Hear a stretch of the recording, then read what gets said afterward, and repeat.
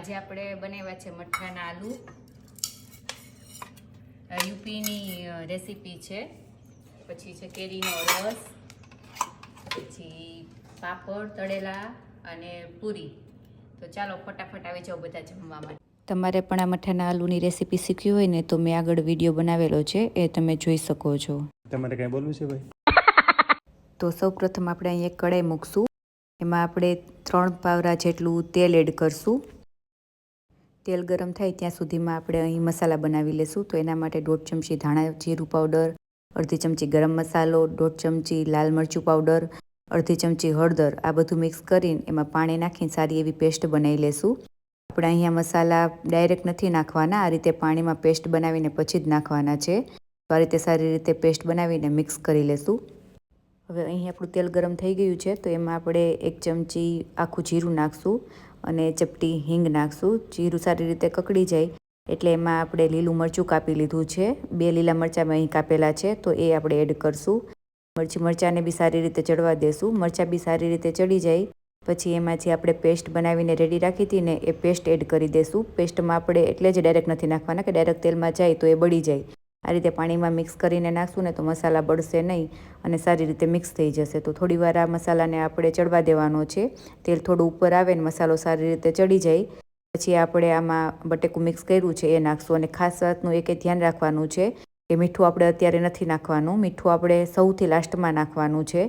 તો આપણા મસાલા સારી રીતે ચડીને તૈયાર થઈ ગયા છે. હવે આપણે જે બટેકા બાફીને મેશ કરી લીધા હતા એ નાખશું. બટેકા છે એકદમ મેશ નથી કરવાના, હાથ વડે થોડા થોડા મેશ કરી લેવાના છે. તો હવે અહીંયા આપણે બધો બટેટાનો મસાલો એડ કરીને સારી રીતે મિક્સ કરી લેશું. આ રીતે સારી રીતે બધો મસાલો સારી રીતે મિક્સ કરી દેવાનો છે.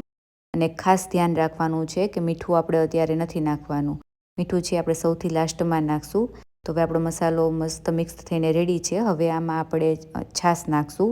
આમાં તમે ઘાટી છાશ કે પછી લચ્છી બી લઈ શકો, બટ એ ખાસ ધ્યાન રાખવાનું છે કે તમે જે બી લો ને એ એકદમ મોડું હોવું જોઈએ, ખાટી વસ્તુ નથી લેવાની. અને જ્યારે બી તમે છાશ એડ કરો ત્યારે ગેસની ફ્લેમ છે એ એકદમ લો કરી દેવાની છે યા તો બંધ કરી દેવાની છે, જેથી તમે છાશ એડ કરો એમાં ફાટે નહીં.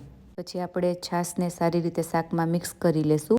છાશ સારી રીતે શાકમાં મિક્સ થઈ જાય એટલે એમાં આપણે થોડું એવું પાણી પણ એડ કરશું, કેમ કે શાક બટેકાનું શાક છે એ ગ્રેવી જેટલી બી હશે ને એટલી ઓબ્ઝર્વ કરી લેશે, એટલે આપણે થોડું પાણી પણ એડ કરશું. તો હવે સારી રીતે આ બધું મિક્સ કરીને આપણે શાકને થોડીક વાર માટે 10-15 મિનિટ માટે ચડવા દેશું. તો આ રીતે સરસથી શાક આપણું ચડીને રેડી છે.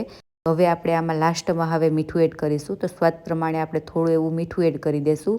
પછી સારી રીતે મિક્સ કરીને આપણે શાકને થોડીવાર 5 મિનિટ માટે વળી પાછું ચડવા દેશું. તો આપણા શાક ઉપર તેલ આવી ગયું છે, આપણું શાક ચડીને રેડી થઈ ગયું છે. તો હવે આપણે ગાર્નિશિંગ માટે થોડા એવા ધાણા નાખી દઈશું. અને જો તમને મારી રેસીપી ગમતી હોય ને તો મારી રેસીપીને લાઇક કરો, શેર કરો અને અમારી ચેનલને સબસ્ક્રાઈબ કરી લેજો. સબસ્ક્રાઈબ કરવાનું ના ભૂલતા, તમારા એક સબસ્ક્રાઈબથી અમને ખૂબ બધો સપોર્ટ મળી રહેશે. તો આપણા મઠે કે આલુ બનીને તૈયાર થઈ ગયા છે. તમે પણ આ રેસીપી એકવાર જરૂર ટ્રાય કરજો. Thank you so much for watching my video.